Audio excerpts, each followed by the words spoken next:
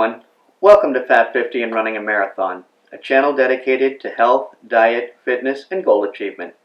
I'm your humble host, Topher, and I hope you'll like this video, subscribe to the channel, and more importantly, I hope you'll weigh in with your thoughts, opinions, and relatable stories in the comments section. So, this is part 2 in a two-part series about walking. I want to expand upon some of what I discussed on the Wednesday video. We talked about some benefits of walking. I want to dig a little bit deeper into that. Wednesday's video was a little more focused on some of the lesser known benefits of walking. This one, I'm going to address some of the better known benefits of walking and how specifically they are benefits. So let's just get started.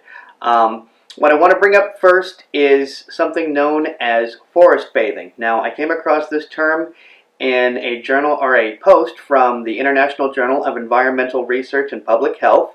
Yes, I did have to read that off the board. But what forest bathing is walking slowly through an immersive nature experience. And this study found that those who regularly forest bathed improved their moods significantly.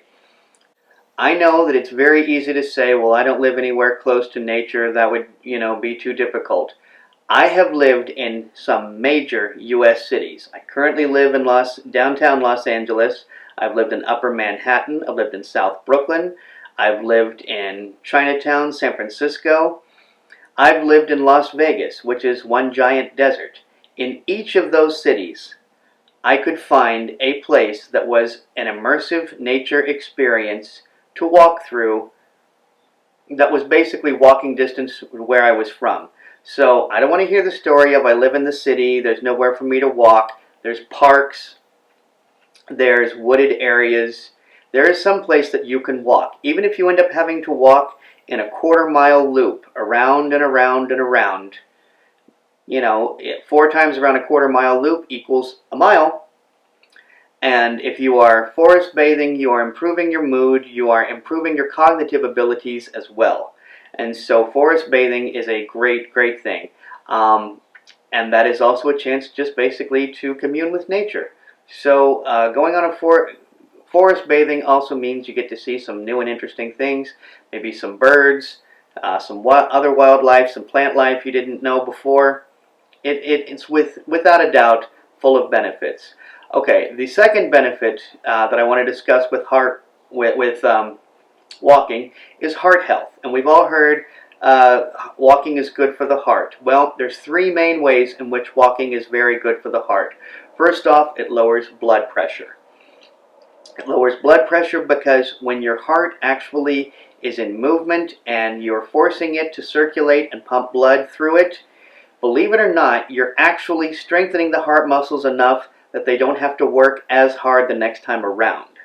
So that's how walking improves your blood or lowers your blood pressure. It also controls blood sugar.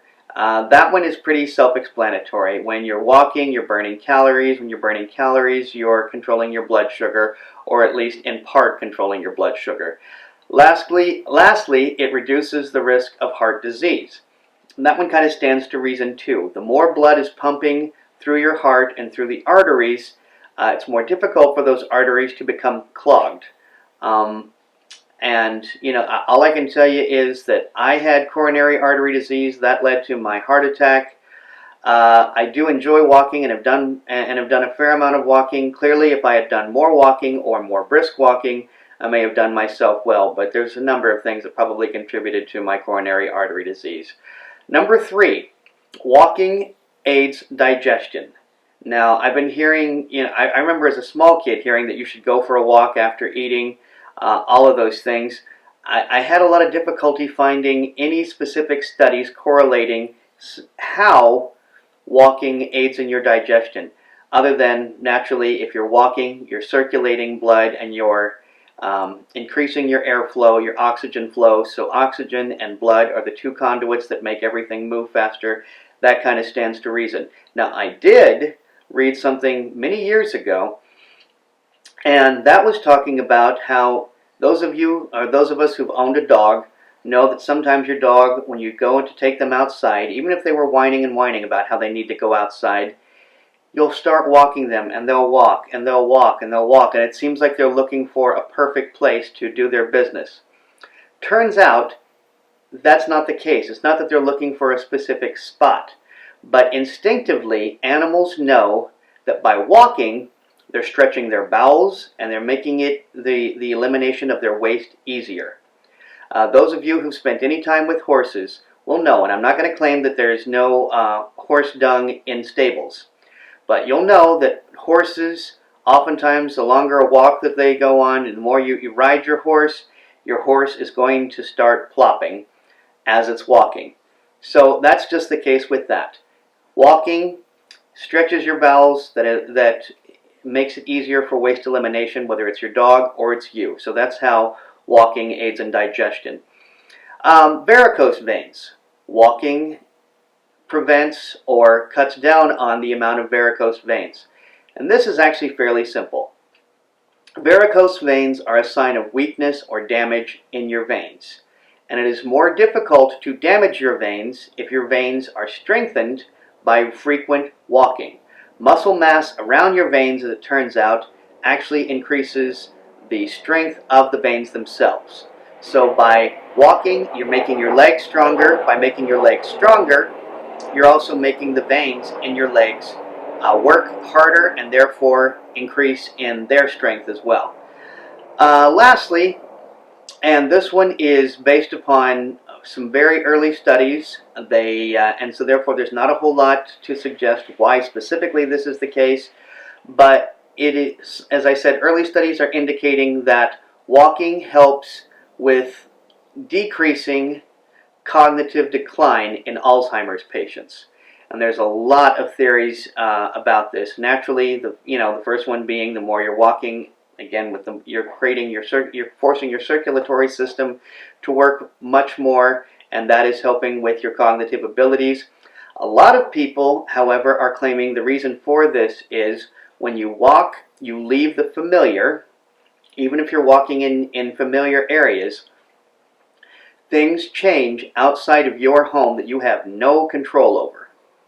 You can control your home environment fairly easily, but if you go out and you walk around your neighborhood, buildings get torn down, new buildings are put up, there's new graffiti, the leaves change colors, that plant gets taken out or put in.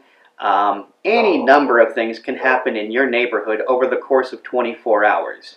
So a lot of people, or a lot of those who are in these early studies, are suggesting that simply going out and experiencing something outside of the home environment is what's decreasing the cognitive decline in those Alzheimer's patients. As I said, those are early studies. We're going to have to basically, the thing about studies is oftentimes you just need a larger sample and more time. And, with those two things, hopefully we'll be able to figure out how and why, and more importantly, if, in fact, walking helps Alzheimer's patients with their cognitive decline. Okay, how much walking should you do?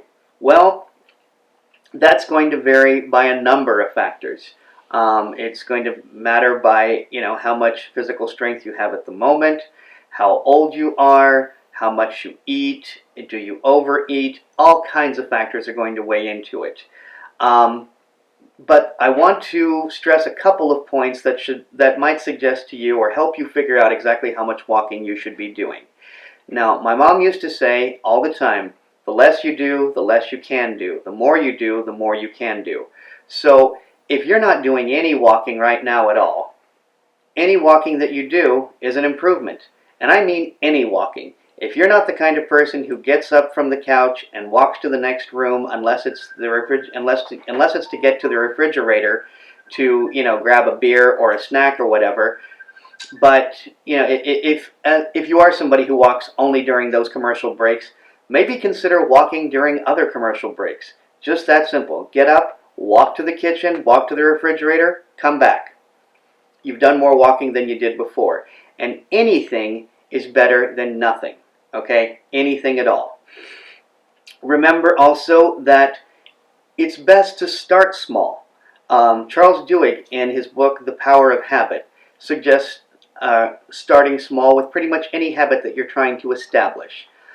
And the reason for that is If you start small, you're more likely to maintain.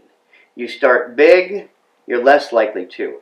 I'm guilty of this myself. I like to do this thing where I create a goal that is entirely too big, and then when it doesn't happen, I say, well, okay, I guess it's just not going to happen.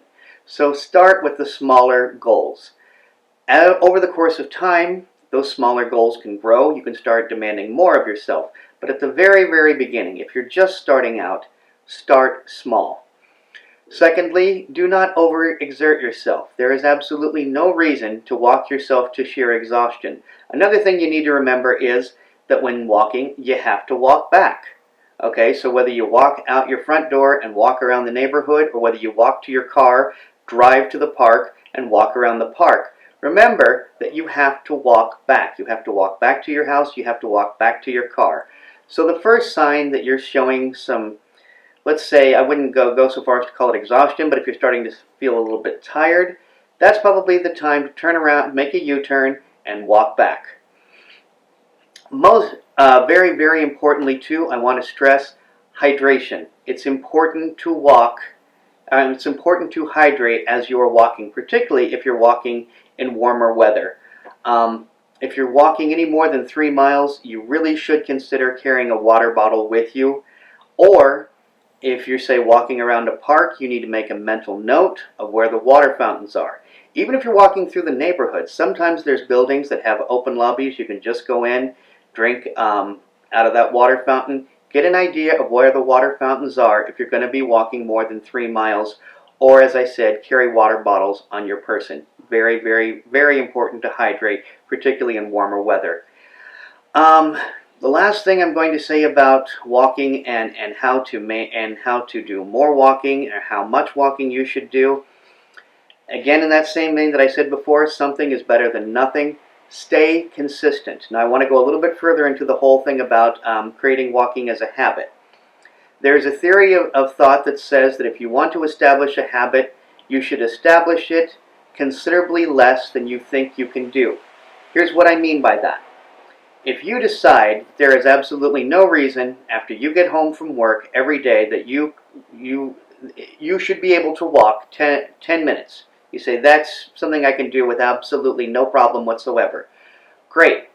But for the first 2 weeks, don't walk 10 minutes, walk 3. And the idea behind this is that you will become so annoyed with walking that 3 minutes, you will vow that you're going to walk that 10 minutes that you said you were going to.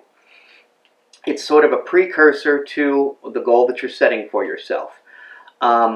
Now, I don't know your particular situation, only you do, and as does your doctor. So that would be the person with whom you need to discuss just how much walking you should be doing, how far you should be walking.